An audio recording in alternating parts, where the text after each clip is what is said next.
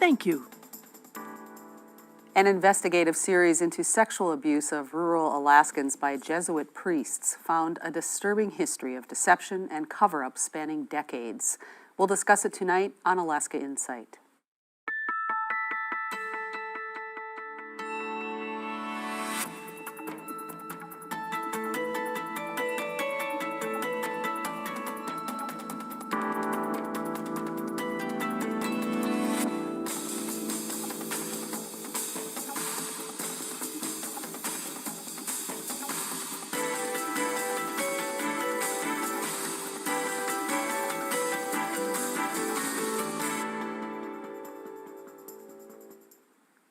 Good evening. For almost 2 decades, the Catholic Church has been reckoning with the history of sexual assault by dozens of Jesuit priests in the United States. In Alaska, the majority of that abuse was perpetrated in rural villages. Tonight, we'll discuss a series of reports from the broadcast program Reveal and the Center for Investigative Reporting. The stories examine allegations against Father James Poole, who was once a priest and well-known local DJ in Nome, and what happened to Poole after he left Alaska. Reveal originally shared the following video on their social media site, a warning to our viewers that tonight's discussion and the video we're about to see may be disturbing for some and not appropriate for young viewers. Father Poole, you destroyed lives and you hurt countless women and girls. Has anybody ever said that to you? Yeah.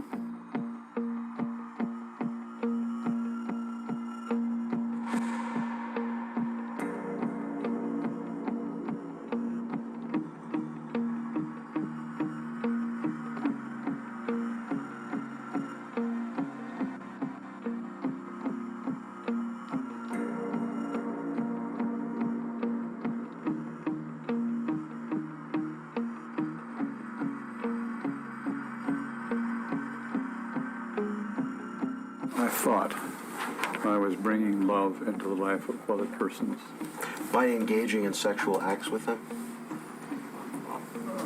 By being intimate. And what's your definition of intimacy? Everything short of intercourse.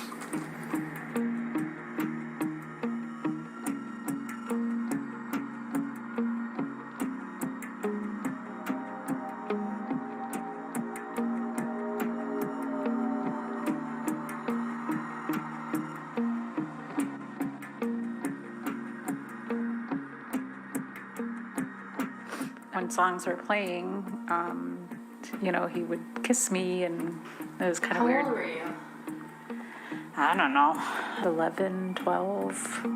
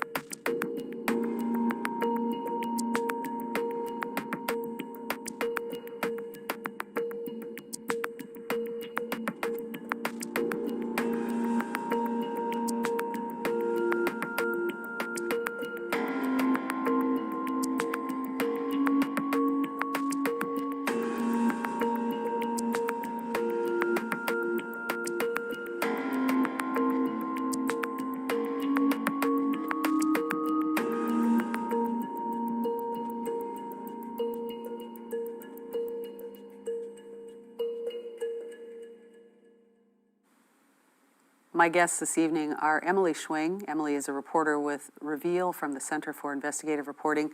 Hi, Emily. Hi, Lori.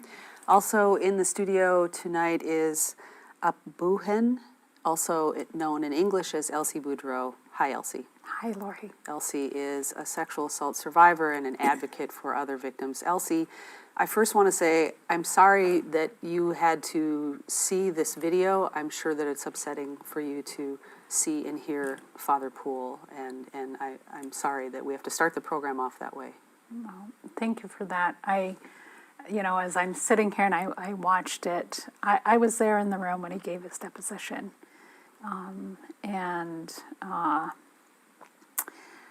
So I remember being there. I remember his words. I remember when I first walked into the room, the first thing I smelled was his breath, and I turned around and walked out because it was too overwhelming. He had a distinct smell. So, Well, thank you for being here and for your courage in coming forward as you have. I know that it's helpful for others who have not taken that step yet, so thank you for your bravery in that regard. thank you.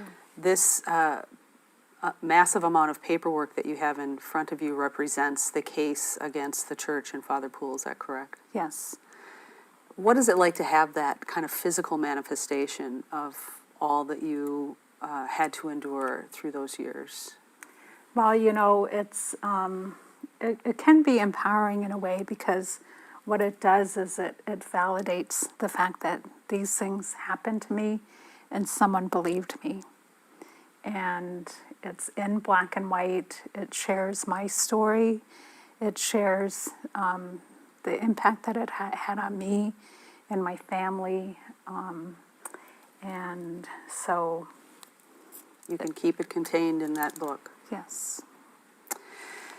Emily, start off with how you first got onto this particular investigation. When did you first start digging into the church, the allegations against the church?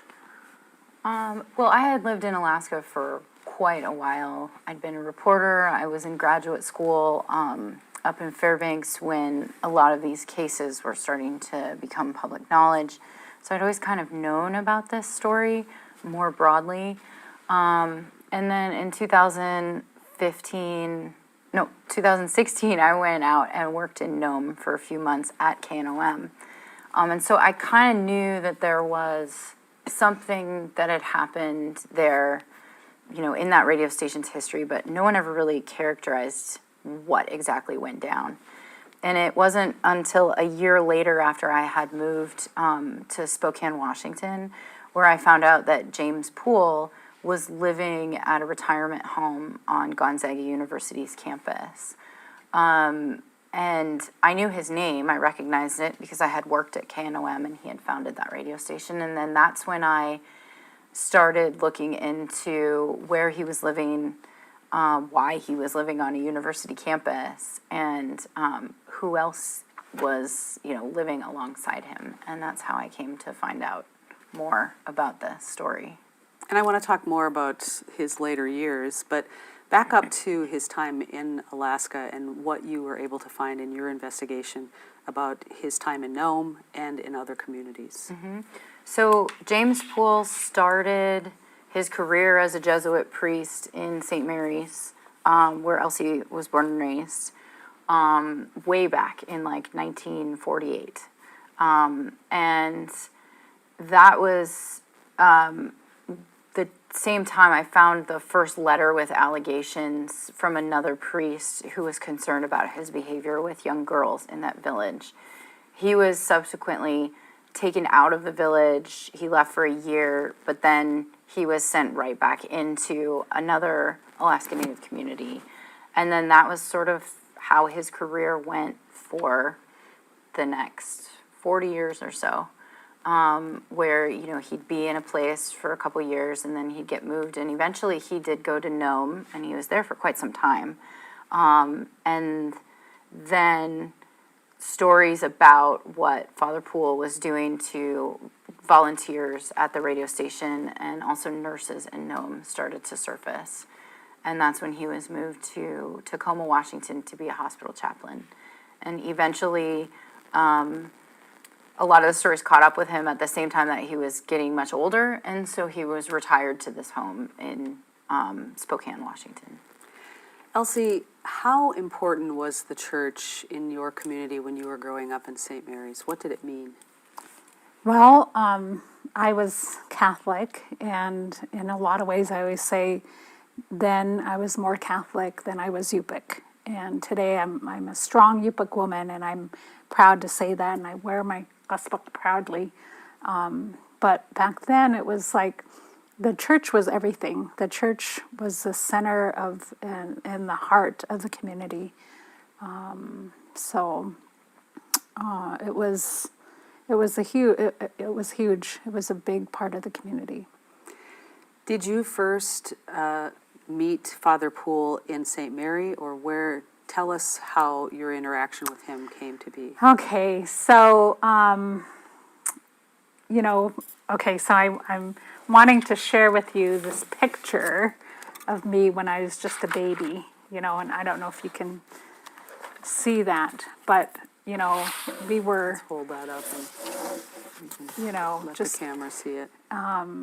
There you are in a wash tub. in a wash tub, and I'm protected and safe and well cared for. And so what I want to say is Father Poole was like a family friend. He knew my family long before I was born, and he was good friends with my sister, and she knew him from the time she was like 6 years old or so, and she's 17 years older than I am. And she actually moved to Nome and volunteered at KNOM, and that's where she met her husband. And so I would go and spend the summers in Nome, and we spent a lot of time with the KNOM volunteers. We would go and have dinner with them.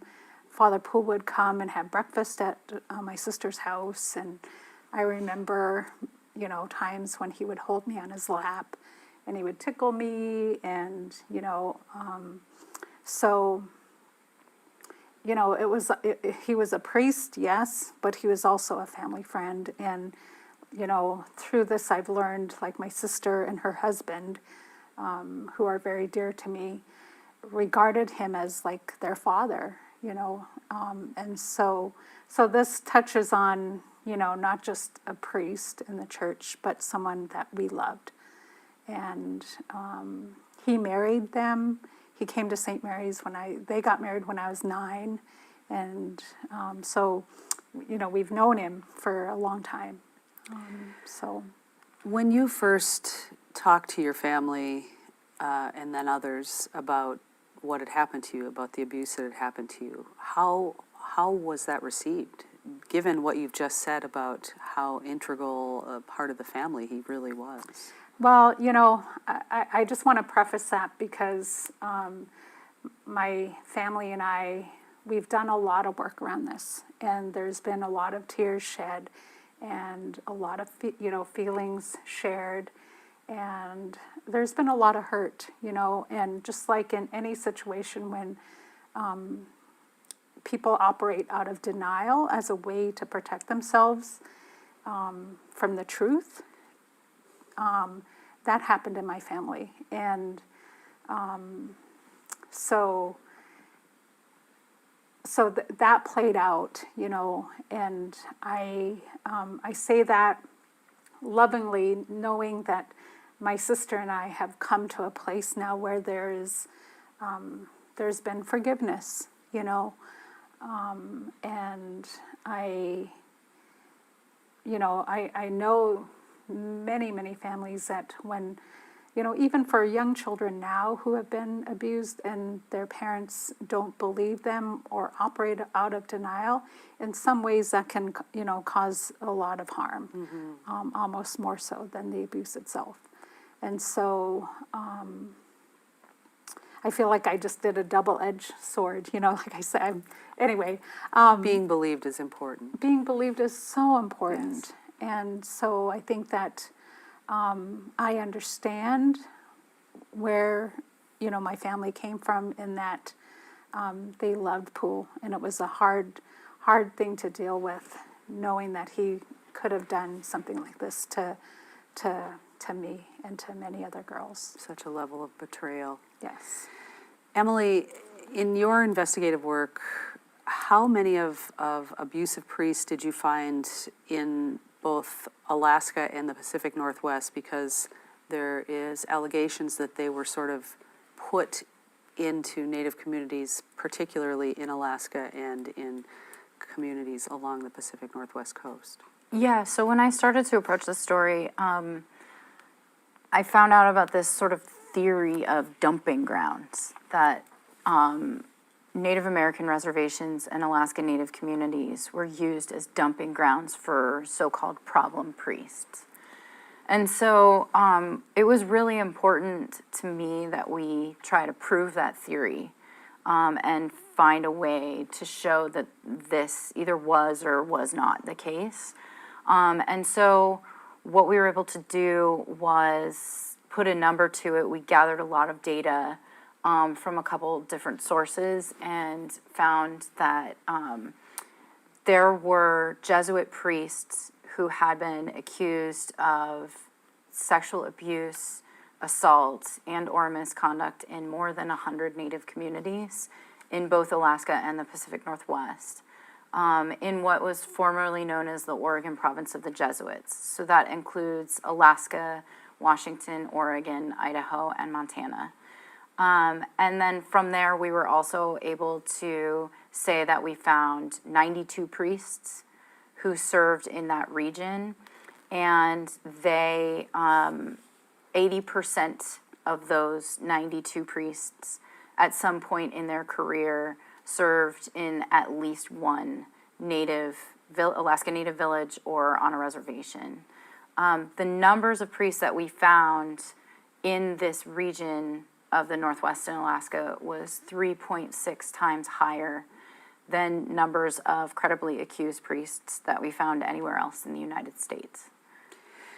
Some within the Jesuit order tried to raise a red flag about Father Poole, but had their own problems. Tell us about Segundo Lorente, who wrote to not only American church officials, but also to the Vatican.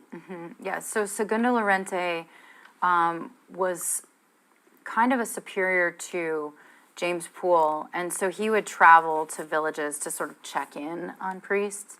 And he wrote a letter to the head of the Jesuit order in Rome, who's sort of, the slang term for his title is the Black Pope. So he's in charge of all of the Jesuits across the globe. And this was back in the late 1940s. And his letter outlined concerns he had about how James Poole was conducting himself at an all-girls school in St. Mary's. So he would go in, James Poole would go in and like rearrange the girls' beds.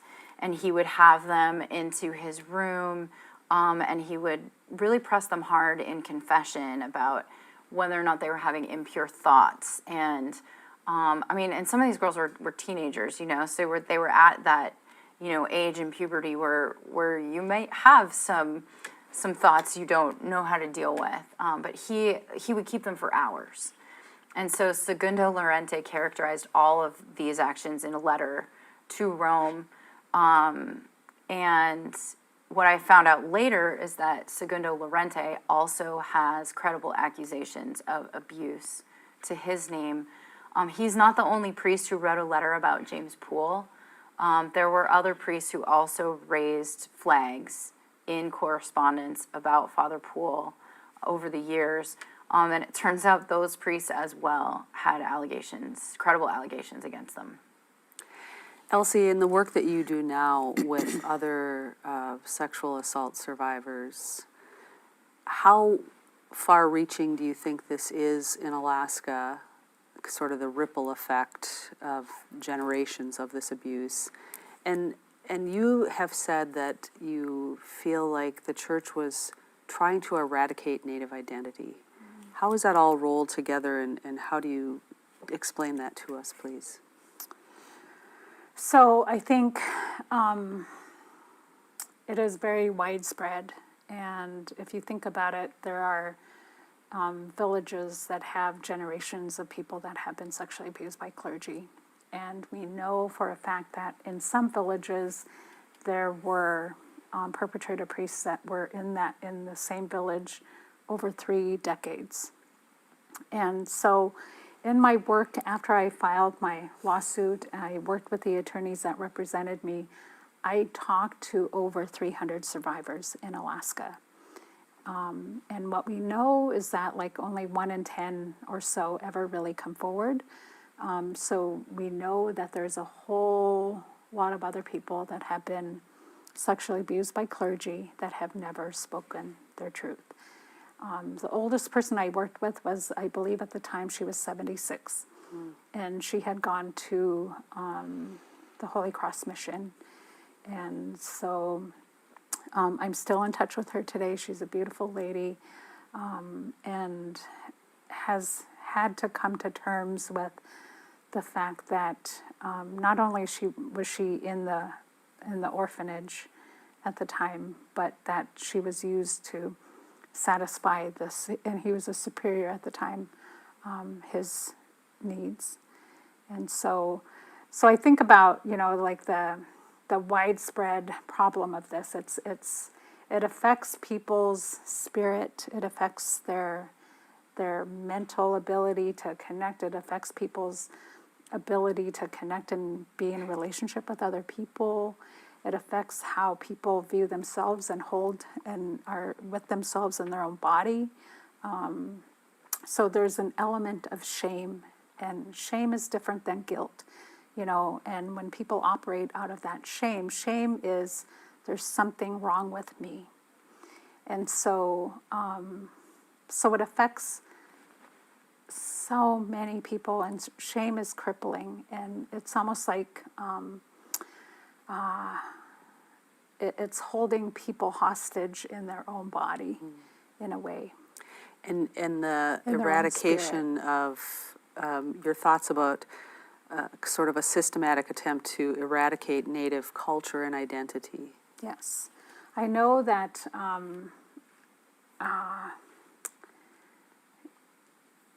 colonization is something that we as Native people are coming to grips with. We have a name for it, historical trauma. And that there were the missionaries played a role in going out to communities to, quote unquote, save the man. What is that term? Kill the man.